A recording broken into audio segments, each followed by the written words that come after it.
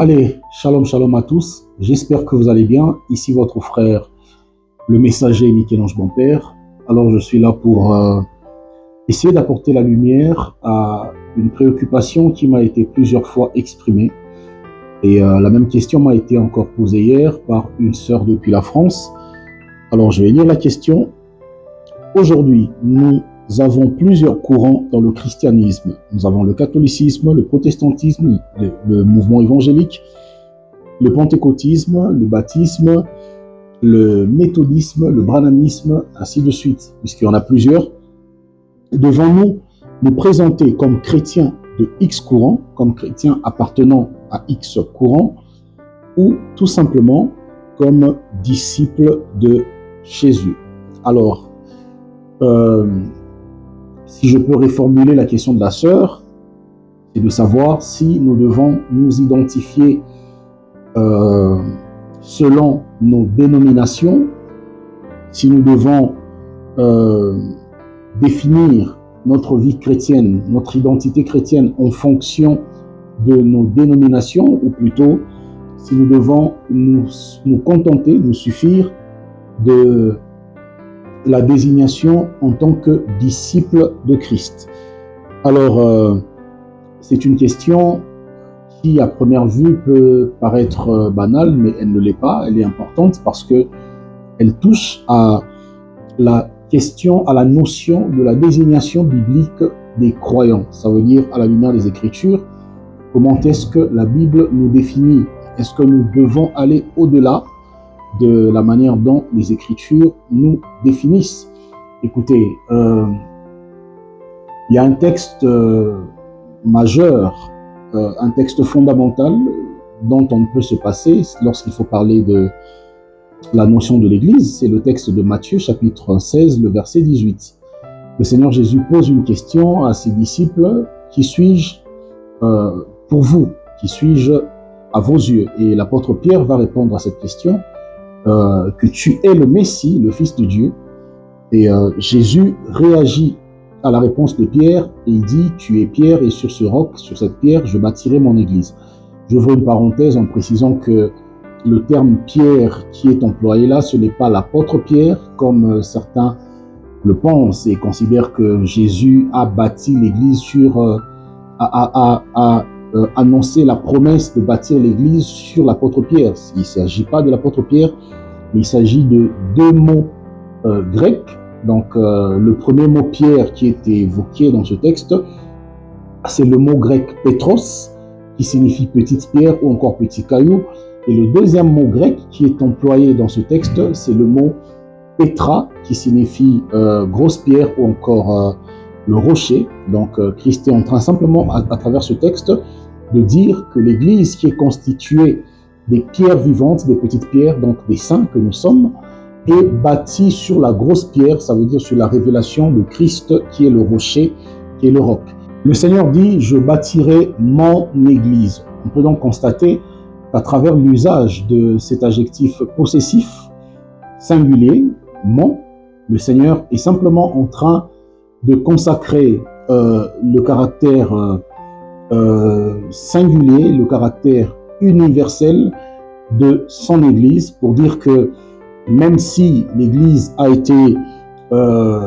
connu des mouvements, des réveils, des mouvements de réforme, hein, c'est même ça qui a été à l'origine de ces différentes dénominations, mais dans la pensée de Dieu, l'Église, elle est unique.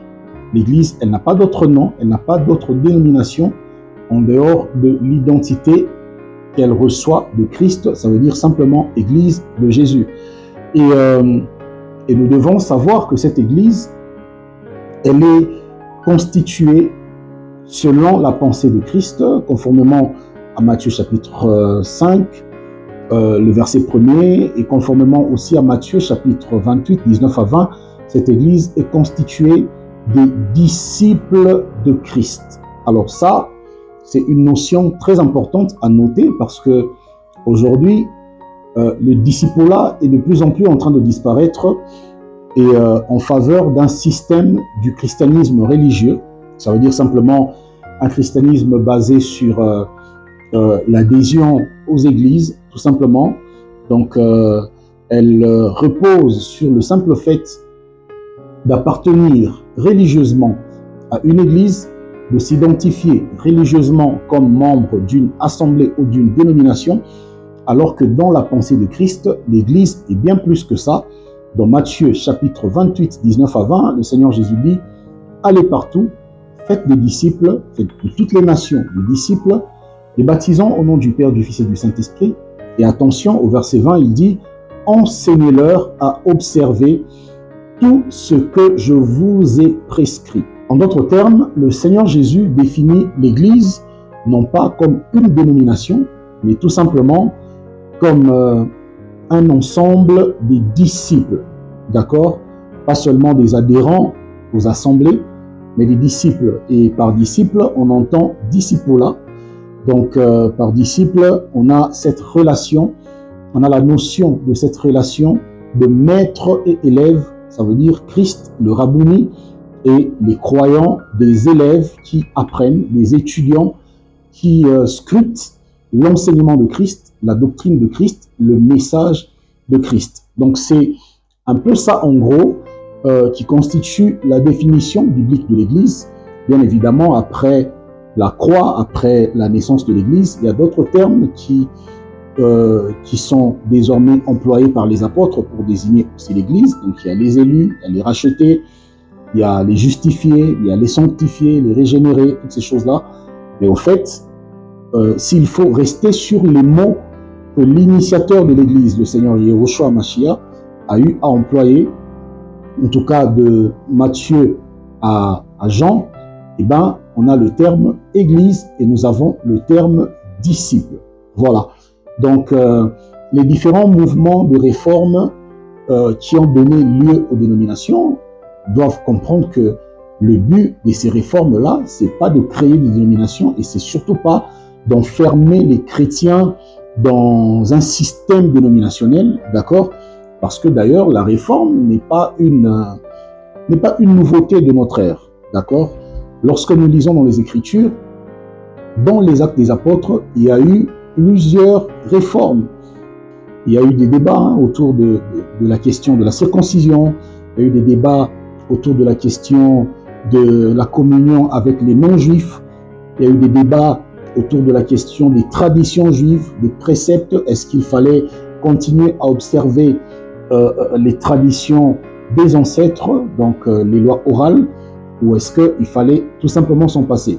Eh bien, l'Église primitive n'avait à sa naissance pas forcément cette compréhension-là des choses, et donc Dieu est passé par certains apôtres individuellement pour apporter ces réformes-là. Lorsque l'on lit l'histoire de Pierre dans la maison de Corneille, on réalise qu'il y a eu un grand débat à Jérusalem après que Pierre soit passé chez Corneille. Donc jusque-là, les apôtres ignoraient encore que le salut était désormais accessible aux non-juifs. Et après que Pierre ait accompli cette œuvre, il a été interpellé et donc il a exposé la nouvelle compréhension de la doctrine du salut. Et c'était une réforme, d'accord? La doctrine de Paul, n'en parlons pas, c'était aussi une réforme au sein du milieu judéo-chrétien. Mais est-ce que toutes ces réformes-là ont donné naissance à des nouvelles dénominations au sein de l'Église primitive? Sinon, on aurait parlé de l'Église pierraine, donc l'Église de Pierre, ou l'Église paulienne, l'Église de Paul, ou la dénomination de Paul. Mais vous remarquez que par-dessus toutes les réformes que chaque apôtre a eu à apporter dans l'Évangile, ils sont restés dans la définition de l'Église comme étant simplement l'Église de Jésus-Christ. Voilà, donc nous sommes Église de Jésus, nous sommes disciples de Christ, même si nous fréquentons une assemblée baptiste, même si nous fréquentons une assemblée pentecôtiste, même si nous fréquentons une assemblée protestante, eh ben, nous sommes censés nous définir uniquement comme Église de Jésus et comme disciples de Jésus-Christ. Allez, Dieu vous bénisse.